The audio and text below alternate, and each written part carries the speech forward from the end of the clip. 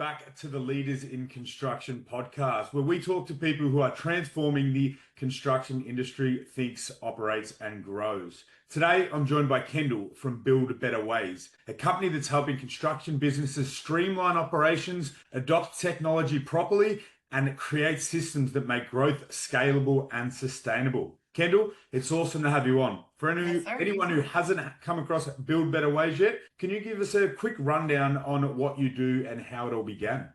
Yeah, sure. So like you said, we're here to help contractors, typically small to mid-sized contractors, who need somebody kind of on a fractional basis to help with continuous improvement. And that's really what I'm trying to do, is that we're always working on growing, no matter, if you're a 100-year-old company or a 7-year-old company, there's always things that we can do to get a little bit better. And so we do some of that around standard operating procedures, best practices around those processes, as well as technology. And then I also have a passion for scheduling. So my background, I had 18 years at the largest GC in Houston, Texas. And so I came up in the field. I've got a bachelor's degree in construction from A&M. And then I worked as a project manager and worked my way up the ranks, and then started a professional development kind of department, and then turn that into tech and innovation. So all the things that I was doing there, I am now doing for a lot of contractors, which is awesome. So what inspired that movement? Obviously, you've been in the industry. Is it just a shortfall that you've seen throughout different companies throughout your time in it? Or what was the sort of that catalyst to get you where you are? So the company I was working for was $300 million in revenue, so a good size contractor. And even at that size, it's hard to even have a full-time person that's just focused on process or systems. And so I wore a whole lot of hats, but it just led me to think about, there's so many great GCs and subs out there that they're doing great. They know how to build. They know they want to get better. They know there's technology or, better practices to put in place, but they don't have the resources to do it. And so I really just wanted to be able to support, like I said, small to mid-sized businesses. And, the CEO who started the company 5 years ago, and now he's like, man, we got some good stuff here, and we got some good people. Now what? Yeah. Do you find that the rapid new technology coming into the industry is making it harder for businesses to adapt or adopt any of these new technologies? No question. No question. I mean, there's tens of thousands. And so how do you even know where to start? And then there's buyer's remorse, right? Nothing is perfect. And so, I can tell people what the top 3 PM tools are, in their space. And it's like, but I'm going to tell you right now, you're not going to like something. But if you had gone with something else, you wouldn't have liked something different. So yeah, I think it's really scary to do that. And you just got to go all in. And that's what I tell most people. Unless you don't have a tool, I like to just stick with what you've got, unless you really feel like we've got to make a change. This is terrible. But first step is, let's see if we can use what you've already got in place and just grow it and customize it. And, it depends on the tool and how much that's available. Yeah. Look, you obviously have a passion for helping others. What kind of companies or leaders do you typically work with best? Well, so I come from the GC world, so it's all commercials. I don't have any residential clients to date. But so commercial construction, mostly GCs, but to be honest, I've got several subcontractors, and on the technology side, we have a lot of fun. We've built some really, really cool things to transform their business. Actually, I just came back from a client. They've been with me since day one, and we rolled out a software for them. We've built it all out from scratch. So they were having full day project meetings once a week. So almost a whole day was dedicated to just keeping everybody up to speed and informed and communicating. And now, I just left the meeting and it was like an hour and a half. And so they covered all their projects. All the problems were being solved throughout the week. Communication was happening throughout the week. And then we've just got a nice little wrap up, as opposed to you can imagine how expensive it is, right? For a whole room of operations people to be in a meeting. Yes, definitely. That just goes to show that how much emphasis people are putting on getting these systems right. If you think that it's valuable to have a whole team of people for the whole day to try and get these things right. Now you've cut it down to obviously the hour and a half, but there's huge upside once we get these systems in place and once they're right. So look, I'd love to dive a little bit deeper, if you don't mind, in what sort of systems that you specialize in with the companies that you work with? So I focus on operations. Sometimes that's an ERP that has an accounting, that's accounting based as well.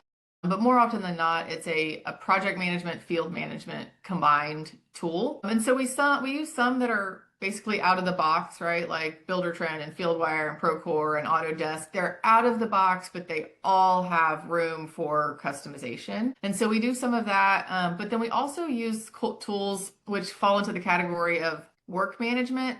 And so this is ones you've heard of: Monday and Asana and Smartsheet and QuickBase. And they all do different things. They all have different strengths. But those are the ones that I think we've had almost the most fun with, because we build out the 5 to 10 things they know they need. And then it just keeps going. And that continuous improvement every month, they're like, ooh, today it was like, we could also track insurance, right? Could we track insurance in here? I'm like, of course. Like, the world is your oyster when you go with a project, a tool like that that's really, really flexible. Nice, nice. So, what are some of the most common mistakes that you see companies making with the implementation of these new technologies?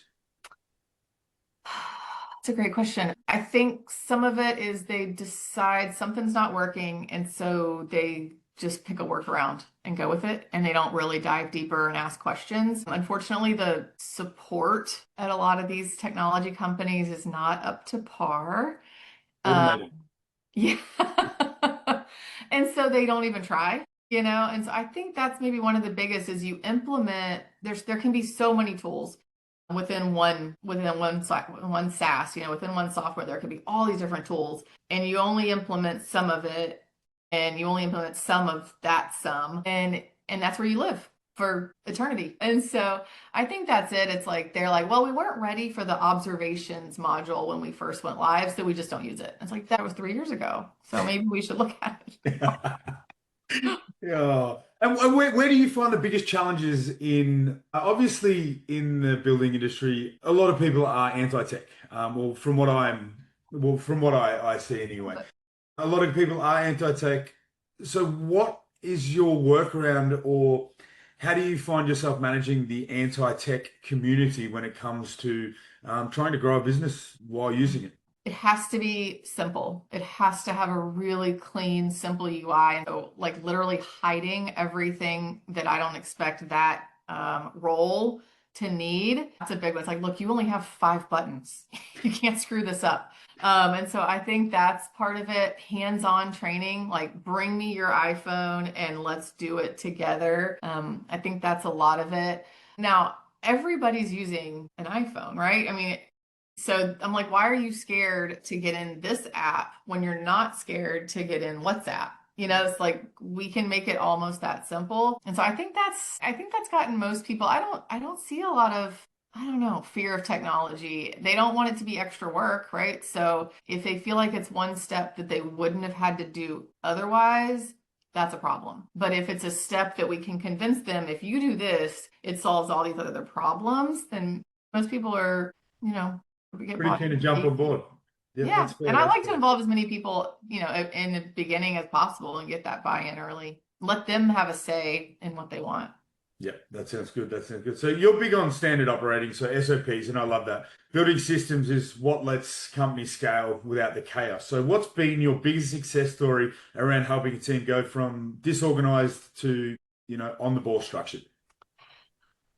See, if I had to pick one, so we got involved with a contractor. They had literally kind of just got their LLC. They were just kicking off, but we knew each other from past relationships, and they knew up front that this was something they were going to have to do. And so they made that tough decision. A lot of contractors don't, but they made that tough decision to go ahead and invest in it really early on and start building out those SOPs. Now, full transparency, we have edited most of those processes as they have grown, right? They started out with 4 people, and now they're at 20. And so your roles change. Maybe you didn't have an EA or a project coordinator or something day one. So, but that's fine. It's a tweak. It's easy. So my success story related to that company is they took a project manager, I think senior project manager, I'll say. So it was a fairly high level, mid-level project manager.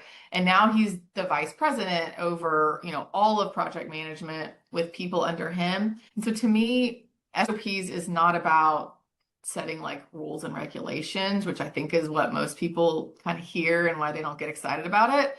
But to me, it's not. It's like giving you wings, right? That we're just showing you exactly how to do your job, and then you can go as high as you want, and then we can hire people and you can train people. It's so easy to bring people on board, and then you just get elevated every time that happens, and it's so much easier when we've got things documented. Couldn't agree more. So how do you approach that mindset shift with people on trying to get them away from, thinking that it's not train tracks. It's more, it's very much more open than just one set. It's guidelines. Yeah. It's not rules. Yeah. How do you control that mindset shift? Dan, I wish I had that answer. I'm still pounding the pavement on some of it to try to convince it, but I'm pretty passionate that it brings so many more benefits than anything else. You can get into people's minds when you tell the president, are you we have CEOs that are still reviewing all invoices or all checks that go out have to go over his desk. And he's like, so that's what I do on,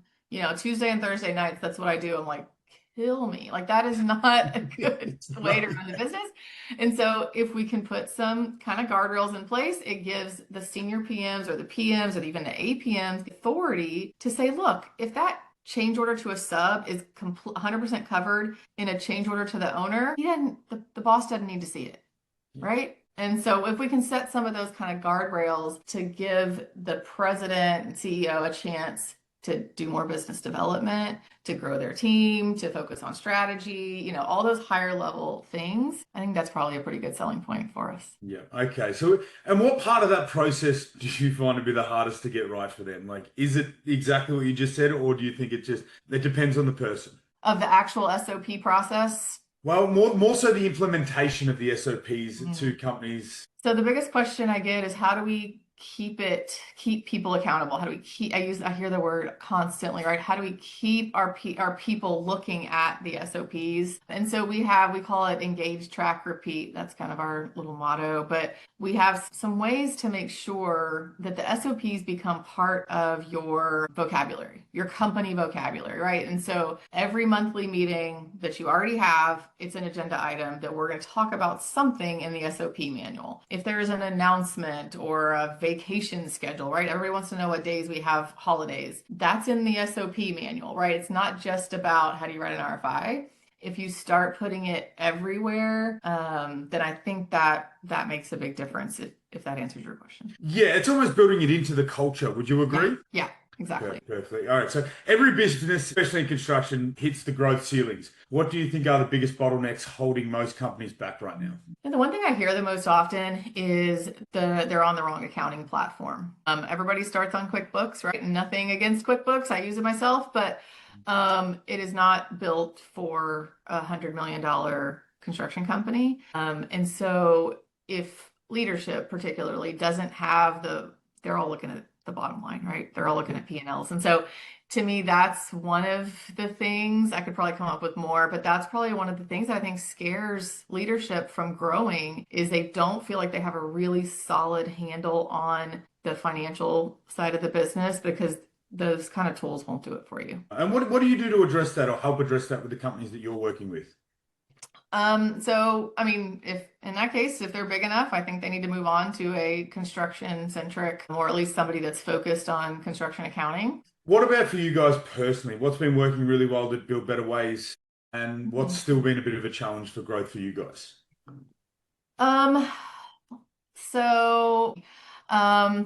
It's a little bit off topic, I guess, but scheduling training was not one of my original intended services. And it came in, very organically. And now every time we meet with like any prospect or even a client that we're doing technology for, or SOPs for, all of them are like, we suck at scheduling. We suck at scheduling. We know we suck at scheduling. I have no idea what to do with scheduling. And so that's been a fun success over the past year, as we've built out training workshops and everything for hands-on scheduling. So I don't know, that one's been kind of an interesting one that we see the light bulbs turn on, Mhm.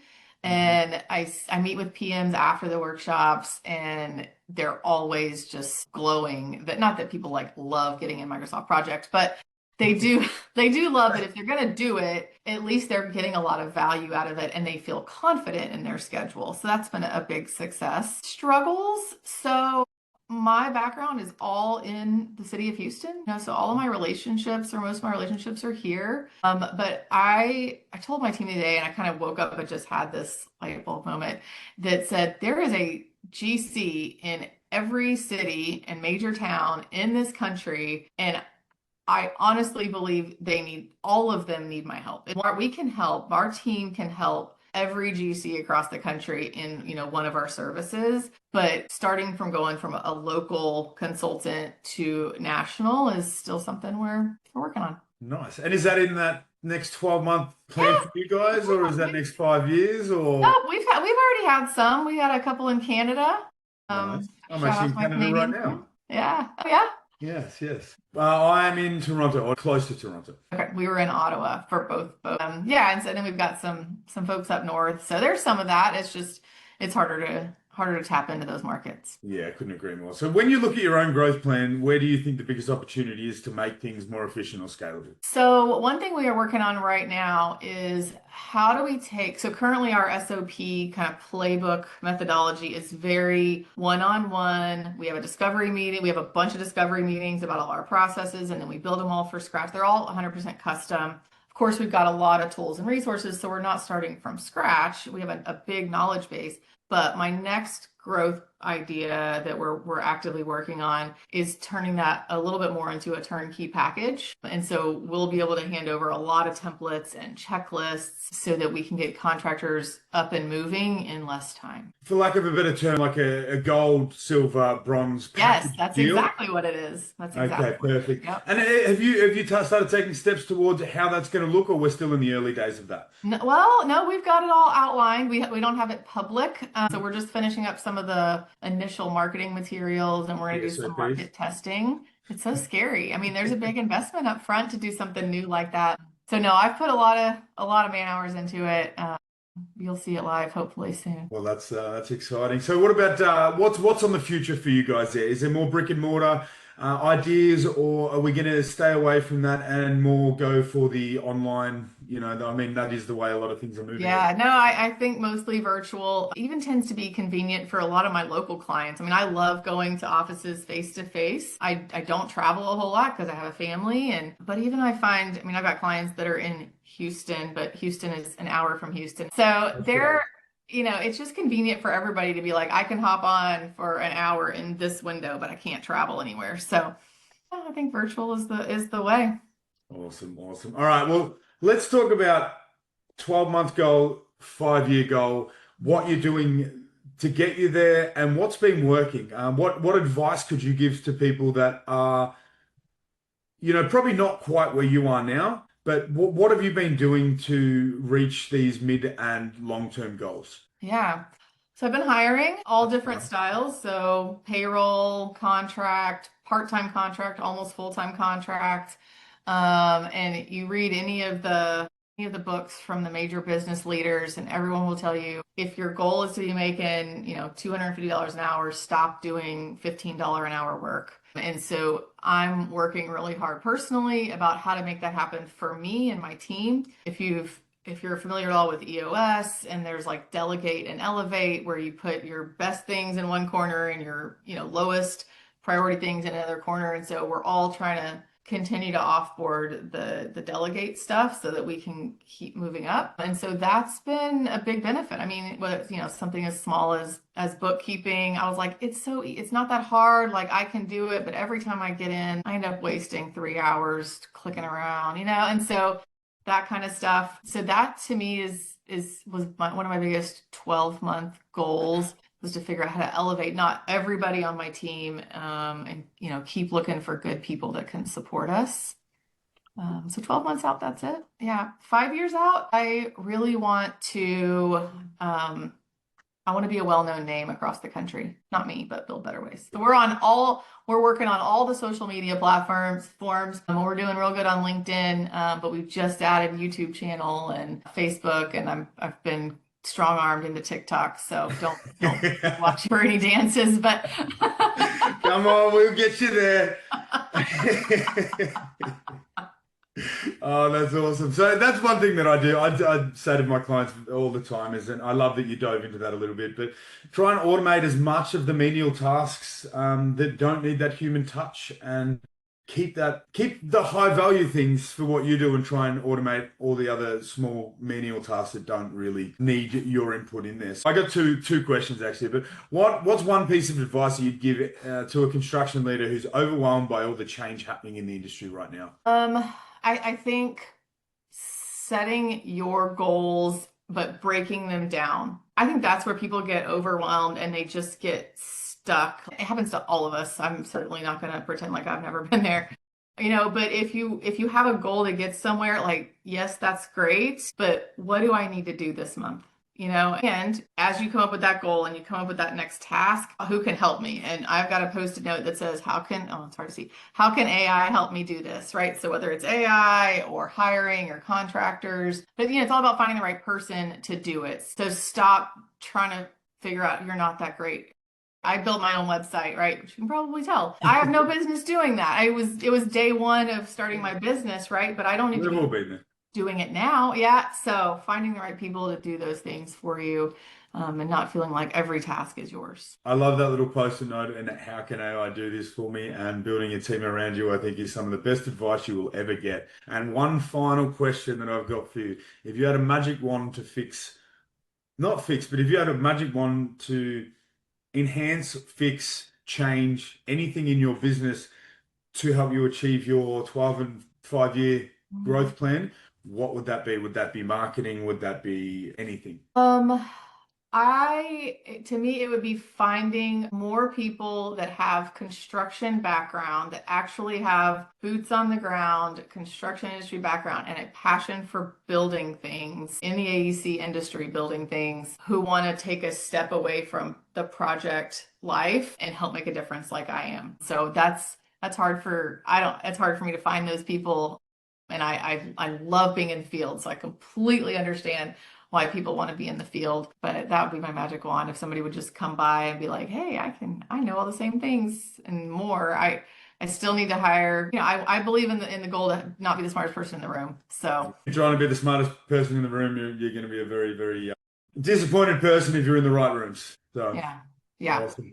All right. Now, finally, I'd like to just hand you the floor.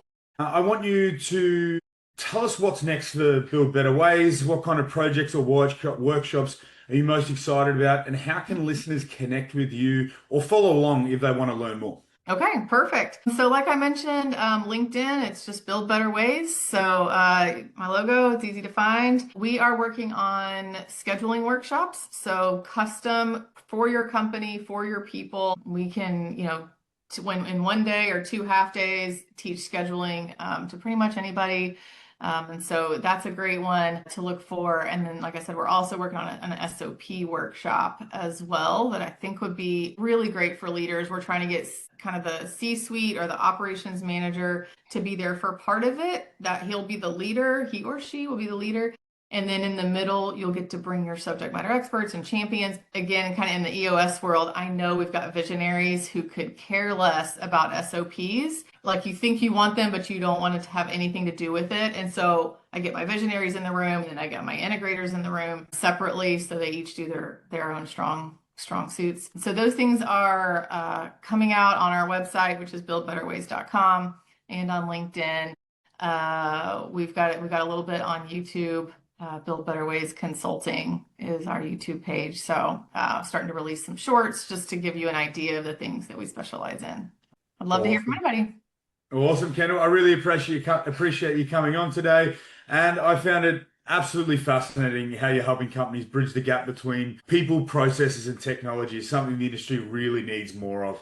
So to everyone listening, thanks for tuning in to the Leaders in Construction podcast. Don't forget to like, share, and subscribe if you enjoyed the episode.